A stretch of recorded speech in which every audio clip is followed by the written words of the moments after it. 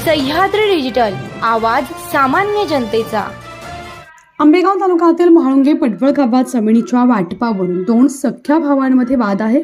त्यांच्या जमीन वाटप बाकी आहे। मैताच्या सुनेनं शेवगाच्या शेंगा तोडल्याच्या कारणावरून दोन सख्या भावांमध्ये पुन्हा भांडण झालं। यामध्ये चंद्रकांत चासकर यांना धक्काबुक्की करत मारहाण करण्यात आली। यात ते जमिनीवर खाली पडले आणि मरण पावले। यावरून खुनाचा गुन्हा दाखल करण्यात आला असून 4 आरोपींना अटक करण्यात आली आहे। मंचर पोस्ट येथे आज सकाळी किरण चंद्रकांत चासकर यांच्या फिर्यादीवरून 66/25 भारतीय न्याय संहिता कलम 103 याप्रमाणे खुनाचा गुन्हा दाखल झालेला आहे। त्याच्यामध्ये घटना अशी आहे की हे दोन भावांमधलं भांडण आहे। त्यांच्यात जमीन आहे, जमिनीची वाटणी बाकी आहे, त्याच्यावरून त्यांच्यामध्ये वाद आहेत।